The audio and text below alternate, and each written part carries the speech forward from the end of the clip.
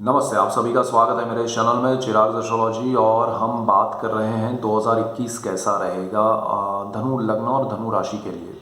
तो जिनकी कुंडली में 9 नंबर फर्स्ट हाउस में लिखा है धनु लग्न है, और जिनकी कुंडली में जहां 9 नंबर है कहीं भी हो और वहां पर चंद्रमा साथ में है, तो आपकी राशि धनु है। Sagittarius moon sign and Sagittarius ascendant की हम बात कर रहे हैं। असेंडेंट जो है वो आपका बर्थ चार्ट है। जन्म लग्न कुंडली जो है वो आपकी जन्म कुंडली है और वो आपके लिए बहुत इंपॉर्टेंट है। इसलिए लग्न से ज़्यादा इम्पोर्टेंस कुछ नहीं है। तो लग्न को ज़्यादा आप 80% से भी ज़्यादा उसको समझ के चलिएगा। जिनकी मून साइन है, जिनकी जन्म राशि धनु है, उनको 15 से 20% उसका इफेक्ट समझ के चलना है। तो ये क्लैरिटी के साथ हम आगे बढ़ते हैं। आपकी कुंडली में अगर हम गोचर के ग्रह देख लें 2021 में पूरे साल में, तो गुरु जो है वो शनि के साथ, क्योंकि गुरु लग्नेश है आपकी कुंडली के और कुंडली के मालिक हैं, और वो मकर में चल रहे हैं शनि के साथ सेकंड हाउस में। आपकी कुंडली में जहाँ पर 10 नंबर लिखा है तो वो वहाँ रहेंगे मकर में। नवंबर में उन्होंने ट्रांजिट किया है 2019 में, 20 में, और अभी 2021 में वो अप्रैल में एक ट्रांजिट करके स्पीड में वो इतना जा रहे हैं कि स्पीड में वो आगे बढ़ जाएंगे और चले जाएंगे कुंभ में 5 अप्रैल को। और फिर वो सितंबर में वापस आ रहे हैं 14 सितंबर को, और फिर मकर में वापस आके फिर रूटीन उनका ट्रांजिट होगा 20 नवंबर को कुंभ में। तो वो अभी मकर में है, फिर अप्रैल में कुंभ में जाएंगे, फिर सितंबर में वापस मकर में आएंगे, फिर नवंबर में वापस कुंभ में जाएंगे। ये गुरु का ट्रांजिट रहने वाला है। उसके बाद शनि जो है वो थ्रू आउट द ईयर यहाँ पर है। अभी गुरु और शनि दोनों अस्त के चल रहे हैं, अस्त में है। और सूर्य जो है वो भी मकर में है, बुध भी मकर में है, शुक्र जो है वो आ रहे हैं, और मेष में मंगल चल रहे हैं, और चंद्र तो हर 2 दिन में राशि परिवर्तन करते हैं। केतु जो है वो 12वें स्थान में चल रहे हैं। 8 नंबर जहाँ पर लिखा है आपकी कुंडली में वहाँ पर केतु है। 12वां स्थान है, व्यय स्थान है, विदेश का स्थान है, मोक्ष का स्थान है। बिल्कुल सामने छठे भाव में केतु के सामने राहु चल रहे हैं, और वो रोग, शत्रु, ऋण और कर्ज का और आपके लिए जॉब का स्थान है। तो राहु वहाँ पर है। और ये स्थितियाँ कैसी रहेगी थ्रू आउट द ईयर, हम उसकी बात कर रहे हैं। तो सबसे पहले तो आपका लग्नेश जो है वो सेकंड हाउस में है और वो नीच राशि में है। तो सेकंड हाउस जो है वो कारक भाव है गुरु का, तो कारको भाव नाशाय, ये एक बात यहाँ पर गुरु के लिए नेगेटिव है। दूसरा, वो नीच राशि में है इसलिए ये नेगेटिव है। लेकिन यहाँ पर गुरु का नीच भंग राजयोग हो रहा है, तो जो नीच राशि में होने का उनका फल है वो राजयोग में कन्वर्ट हो रहा है। लेकिन कारक भाव नाशाय वो नहीं हो रहा है नष्ट। हाँ, लेकिन यहाँ पर एक बेनिफिट आपको ये मिल रहा है कि यहाँ पर शनि है, शनि उस स्थान के मालिक है। और जब भी कोई ग्रह जिस स्थान का मालिक है उस पर अगर उसकी दृष्टि हो या उसमें बैठा हो, गोचर के शनि की हम बात करें, जो भी मैं प्रेडिक्शन अभी बता रहा हूँ वो गोचर के ग्रहों के हिसाब से है, और गोचर के ग्रहों के हिसाब से हर एक के चार्ट पे डिफरेंट इफेक्ट्स होते हैं। आपका चार्ट कितना स्ट्रांग है, आपके ग्रह कितने अच्छे हैं, आपकी दशाएं कितनी अच्छी हैं, नक्षत्र कैसे हैं, उस पर ज़्यादा डिपेंड करेगा कि आपको कितना अच्छा रिजल्ट ये गोचर के ग्रहों का मिलता है। अब कोई न कोई धनु लग्न वाले को तुरंत रिजल्ट मिलेंगे, किसी को 2 महीने बाद मिलेंगे, किसी को 6 महीने बाद मिलेंगे, वो डिपेंड करेगा पर्सनल चार्ट पे। तो हम कह रहे थे कि जो कोई भी ग्रह जब उस स्थान में बैठा है या उसका उस पर दृष्टि है, तब वो स्थान का कोई अनिष्ट नहीं कर सकता। तो यहाँ पर गुरु कारक भाव में होते हुए भी शनि की वजह से नेगेटिव रिजल्ट उतना नहीं दे पाएंगे जितना उस भाव को नष्ट करना उनके क्षमता है। तो ये एक पॉजिटिव रिजल्ट हो जाता है आपके लिए, एक नीचभंग राजयोग की वजह से, और दूसरा यहाँ पर शनि की मौजूदगी की वजह से। तो ये आप लकी हैं कि ये बच गए। अब हम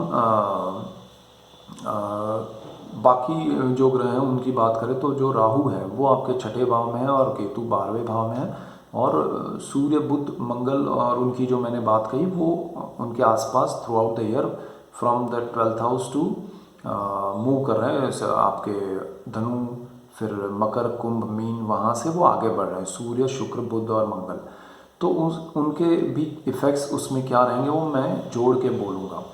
तो यहाँ पर आपको एक चीज़ ध्यान रखनी है कि आपके जितने भी सेविंग्स हैं वो बढ़ेंगे, लेकिन क्योंकि नीच देखिए, एक तरफ कोई भी ग्रह नीच का है तो वो भले नीच भंग राजयोग कर रहा है, बट उसके इफेक्ट्स में कहीं ना कहीं वो नीच का इफेक्ट रहेगा, वो कारक भाव का नष्ट करने का कहीं ना कहीं मौका ढूंढेगा।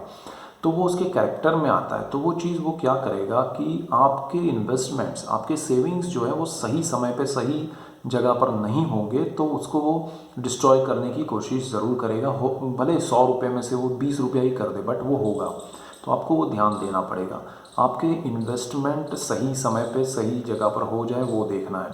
आपको लॉन्ग टर्म के लिए इन्वेस्ट करना है। लॉन्ग टर्म के लिए आपके जो भी प्रॉपर्टी है, पैसा है, या जो कुछ भी करना है उसको, तो लॉन्ग टर्म के हिसाब से सोचिए। और क्योंकि शनि है यहाँ पर, आपको ज़्यादा बेनिफिट देगा लॉन्ग टर्म के लिए।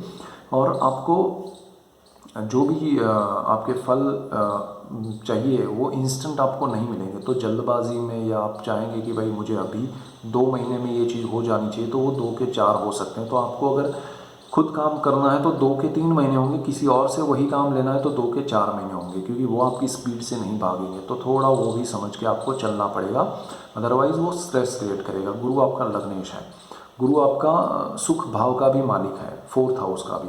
तो यहाँ पर वो भी एक चीज़ ध्यान देनी है कि आपके सुख आपके हाथ में है, यानी कि आप जो भी चीज़ करेंगे उसमें आपको धैर्य रखना है, शांति रखनी है।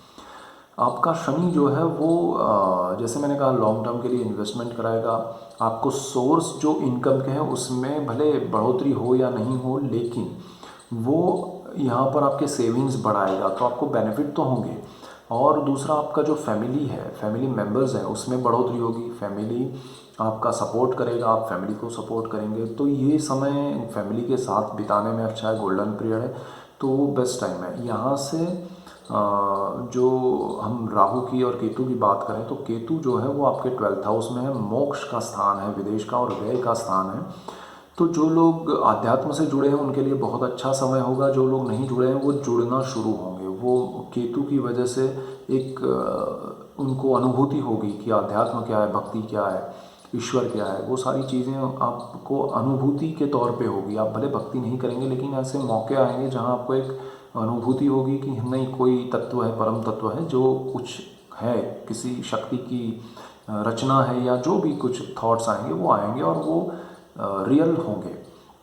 यहाँ पर आपको विदेश जाने में थोड़ी दिक्कतें आ सकती हैं, बिकॉज़ केतु की वजह से डॉक्यूमेंटेशन या बाकी सब चीज़ों में एंड मोमेंट पे कुछ छूट नहीं जाए, या आप किसी पे ट्रस्ट रख के डॉक्यूमेंटेशन मत कीजिएगा, वरना आपको प्रॉब्लम हो सकती है। तो विदेश के मामले में थोड़ा ध्यान रखना है। और जहाँ आपको कॉन्फिडेंस ना हो, जैसे स्टूडेंट वीज़ा पे जाना या ऐसा कुछ भी हो, तो थोड़ा ध्यान दीजिएगा, अदरवाइज़ वो आपका एक लॉस करा सकता है। और थ्रू आउट द ईयर यहाँ पर केतु है, 1.5 साल के लिए आया है केतु यहाँ पर, तो वो रहेगा 2021 पूरा। और राहु जो है वो 6ठे भाव में है, यानी कि आपका जॉब जो है उसमें एक बदलाव आएगा, अच्छा आएगा। और जो आपके आसपास के लोग हैं जो आपको परेशान करते हैं, आपके लिए सही नहीं है, वो हट जाएंगे, वो दूर हो जाएंगे। या फिर आप खुद कहीं ऐसी जगह पर आपको ऐसा भी हो सकता है कि आपको कहें कि भाई आप यहाँ से निकलो और वो जगह पर जाओ जो सबसे घटिया जगह है, जो सबसे कोई जाना नहीं चाहता है, और वहाँ पर आपके लिए बेस्ट अपॉर्चुनिटी क्रिएट हो। तो राहु आपके लिए बहुत अच्छा है, अपॉर्चुनिटी क्रिएट करेगा। लेकिन आपको ध्यान ये रखना है कि आपको यहाँ हार्डवर्क करना पड़ेगा, किसी पे ट्रस्ट रख के नहीं चलना है। और राहु हार्डवर्क कराएगा, अच्छे रिजल्ट्स देगा, लेकिन आपको मेहनत करनी पड़ेगी। उसके बाद आपको लोन, कर्जे वो सब नहीं लेने हैं, और अगर लेने बहुत इम्पोर्टेंट है, आवश्यक है, तो फिर आप उसमें सपोज़ 10 रुपये की लोन चाहिए आपको, तो आप सिर्फ 7 रुपये तक ट्राई कीजिएगा, कम से कम में ट्राई कीजिएगा, तो वो अच्छा रहेगा। अदरवाइज़ आपको वो स्ट्रेस क्रिएट करेगा। और आपको राहु बहुत अच्छा है यहाँ पर जॉब के लिए, आपके शत्रुओं को परास्त करने के लिए, तो वो स्ट्रांग रहेंगे। आपको कोई बीमारी है, कोई तकलीफ़ है, कोई रोग है, तो उसमें आपको डेफिनेट कोई इलाज करवाना पड़ेगा और वो अच्छा होगा। तो जो अब तक आप अवॉइड कर रहे हैं, या आपको लगता है कि नहीं करवाना है, ऐसा कुछ है, तो वो चीज़ आपको करवानी ही पड़ेगी। आपको अच्छे रिजल्ट्स मिलेंगे बिकॉज ऑफ जुपिटर, गुरु की दृष्टि है उस स्थान पर जहाँ राहु बैठा है। तो अच्छा डॉक्टर मिलेगा और अच्छे से ट्रीटमेंट होगी। एक छोटा सा ऑपरेशन ज़रूर होगा, चाहे वो आँखों को नंबर्स इरेज करते हैं, या नी रिप्लेसमेंट होते हैं, या फिर कैटरेक्ट होता है या छोटा सा कोई भी ऑपरेशन हो सकता है जो नॉर्मल अपेंडिक्स भी होता है या कोई भी, बट वो करवाना पड़ेगा, ऐसा हो सकता है। उसके बाद हम बात करें तो यहाँ पर जो गुरु है वो परिवर्तन करके तीसरे स्थान में आएंगे। तीसरा जो स्थान है वो ब्रदर सिस्टर का है, कम्युनिकेशन का है, तो वहाँ बहुत अच्छा रहेगा। गुरु शनि, देखिए गुरु अपने कारक भाव से, अच्छी बात यह है कि थ्रू आउट द ईयर नहीं रह रहे हैं, यानी अप्रैल से सितंबर गुरु रहेंगे कुंभ में, तो आपके लिए वो बहुत अच्छा है। एक तरफ नीचभंग राजयोग का फल नहीं मिलेगा, लेकिन गुरु कारक भाव को नष्ट कर रहे हैं, उसमें से निकल जाएंगे, तो वो बहुत अच्छा है आपके लिए। आपका थर्ड हाउस में गुरु आपके लिए बहुत सारी अपॉर्चुनिटीज़ क्रिएट करेगा। इनकम जो है वो कहीं रुकी हुई है या कम है या प्रमोशन नहीं मिला है, वो आपको डेफिनेट मिल जाएगा ये गुरु में, जब वो अप्रैल से सितंबर कुंभ में जाएगा, और आपको बहुत अच्छे बेनिफिट्स मिलेंगे और एक अपग्रेडेशन होगा आपका लाइफ का, वो बहुत अच्छा रहेगा। कम्युनिकेशन बढ़ेगा, ब्रदर सिस्टर के साथ अच्छे आपके रिलेशन बनेंगे, जो काफ़ी समय से रुके हुए हैं, अटके हुए हैं या टूटे हुए हैं, तो उसमें बहुत अच्छे रिजल्ट्स मिलेंगे। तो गुरु उस हिसाब से बहुत अच्छा है आपको।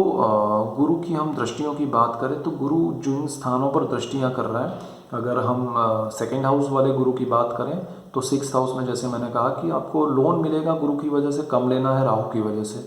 जॉब में प्रमोशन मिलेगा लेकिन हार्डवर्क रहेगा राहु की वजह से। सामने अष्टम स्थान पे गुरु की दृष्टि होगी, आपको कहीं ना कहीं से कुछ बेनिफिट होगा मनी वाइज, या वो सब सडन गेन जिसको बोलते हैं लॉटरी या ऐसा कुछ मिलेगा, अननोन जगह से आपको प्रॉपर्टी या आपको पैसा मिल सकता है। गुरु आपके कर्मस्थान को देख रहा है तो कर्मस्थान को वो स्ट्रॉन्ग बनाएगा, आपको सही जगह पर बिठाएगा, और जब ट्रांजिट करेगा कुंभ में तब वो जगह पर आपको प्रमोशन भी मिलेगा, जैसे मैंने पहले कहा, तो वो पैसा सोर्स ऑफ इनकम बढ़ेगा और वो चीज़ें होंगी। गुरु थर्ड हाउस में आने के बाद आपके सेवन्थ हाउस पे देखेगा, तो उस दौरान जिनकी शादी नहीं हुई है या जिनको सगाई नहीं हुई है, तो वो रिश्ता उनका एक बनेगा, उनके लिए एक नया लाइफ पार्टनर आ सकता है और उसमें उनकी शादी और अच्छा एक रिलेशन शुरू हो सकता है, और पार्टनरशिप में बिजनेस भी हो सकता है, तो नया पार्टनर अच्छा मिल सकता है जुपिटर के ट्रांजिट में अप्रैल से सितंबर के बीच में। और गुरु वहाँ से फिर आपके भाग्य को देखेगा, तो भाग्य स्थान आपका बहुत स्ट्रांग हो रहा है और वो बेनिफिट आपको मिलेंगे, भाग्य का सपोर्ट मिलेगा और पिता से सपोर्ट मिलेगा, पिता को आप भी सपोर्ट करेंगे। और गुरु की जो दृष्टि है वो 11वें स्थान पे है, इनकम आपकी बढ़ेगी, जैसे मैंने पहले ही कहा, तो आपके लिए सोर्सेज खुलेंगे, बहुत अच्छा समय है। सिर्फ जो मैंने कहा कि इन्वेस्टमेंट लॉन्ग टर्म के लिए कीजिएगा। 12th हाउस से रिलेट करती हुई मैटर में जो लोग विदेश में हैं वो कहीं भागा दौड़ी करने की कोशिश ना करें, कहीं आने जाने की बिना वजह कोशिश ना करें, अदरवाइज़ वो उनके लिए स्ट्रेसफुल रहेगा। और लोन कर्ज में ध्यान रखिएगा, वो ज़रूरी है। और ओवरऑल आपके लिए ग्रह अच्छे हैं, और प्रॉपर्टी जिनको परचेज़ करनी है वो सडन बेनिफिट हो सकता है उनको बिफोर अप्रैल एंड आफ्टर सितंबर टू नवंबर के बीच में, वो बहुत अच्छा एक अपॉर्चुनिटी क्रिएट होगा आपके लिए, तो वो आपको ले लेना चाहिए, आपके लिए बहुत अच्छा प्रॉपर्टी का अपॉर्चुनिटी होगा। लॉन्ग टर्म के लिए होगा, कोई ये सोचे कि मैं अभी ले लूँ और फिर बेच दूंगा तो बेनिफिट हो जाएगा, वैसा नहीं होगा। लॉन्ग टर्म के लिए ये समय में आपको जो मिलेगा, जो इन्वेस्टमेंट होगा वो लॉन्ग टर्म के लिए होगा। शनि की एक दृष्टि है तुला राशि पर, तो तुला राशि वो आपका 11वां स्थान है, वहाँ पर है, तो वो चीज़ आपके लिए बहुत अच्छी हो रही है। शनि की दृष्टि की वजह से आपके सोर्स खुलेंगे, और जो लोग आर्ट के फील्ड में हैं, क्रिएटिव फील्ड में हैं, उनके लिए बहुत अच्छा समय है। सो ओवरऑल आपका ये शनि गुरु और राहु केतु के ट्रांजिट का इफेक्ट और बाकी सब ग्रहों का मिला जुला जो असर है वो ये रहेगा। उसमें ध्यान जो रखना है वो मैंने बताया, उपाय कुछ होते नहीं है, उपाय आपको जो ध्यान रखना है वो है, तो सही दिशा में सही सोच समझकर निर्णय लेना वो बहुत अच्छा उपाय है। So that's it for today, keep watching Chirag astrology, thank you for watching, God bless you and goodbye, thank you.